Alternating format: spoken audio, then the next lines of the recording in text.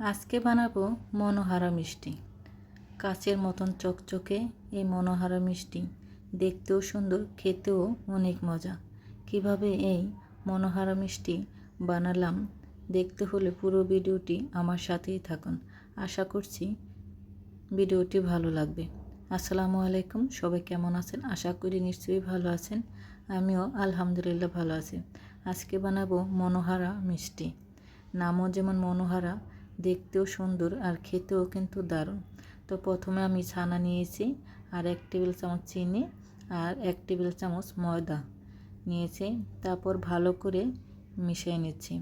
তো দুধের ছানা কেটে ছানা বানিয়েছি। এই ছানা তো সবাই কম বেশি বানাতে পারেন, তার জন্য আর ভিডিওটি বড় করিনি। এমনি ভিডিওটি অনেক বড়।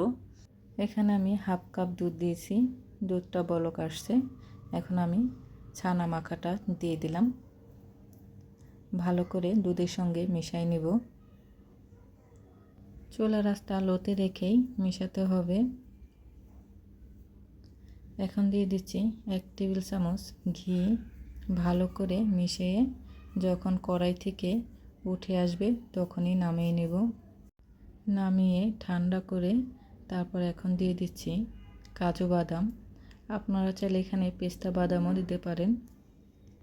আমার হাতের কাছে ছিল না, তার জন্য আমি কাজু বাদামই দিয়ে দিলাম। ভালো করে হাত দিয়ে মাখিয়ে নিলাম।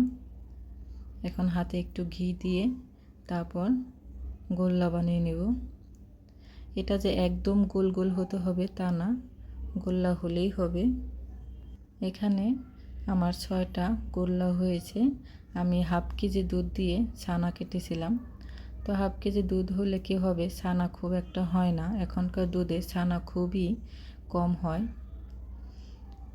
তো গোল্লা হয়ে গেছে সবগুলো। এখন আমি চিনির শিরা বানাবো। চুলায় কড়াই বসাই দিয়েছি। কড়াইতে এখন হাফ কাপ চিনি, হাফ কাপ পানি।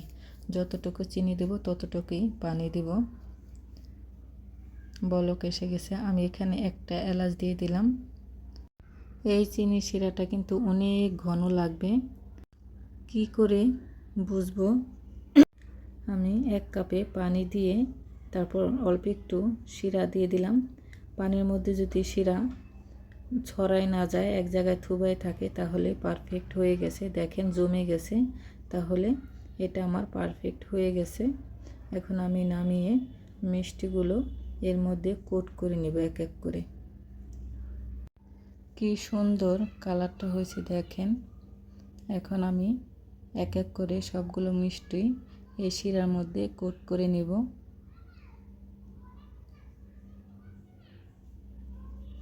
এটা কিন্তু গরম অবস্থায় করতে হবে, ঠান্ডা হয়ে গেলে কিন্তু এই শিরাটা জমে যাবে।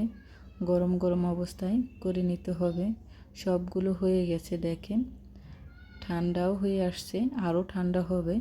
তো আমার বাচ্চারা খেতে চাচ্ছে, এর জন্যই আমি তাড়াতাড়ি ভিডিও করে আপনাদের কাছে শেয়ার করছি।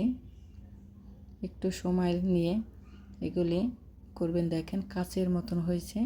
এটা একদম ঠান্ডা হলে উঠাবেন, তার আগে উঠাবেন না, তা না হলে কিন্তু যেভাবে ভেঙে যায়।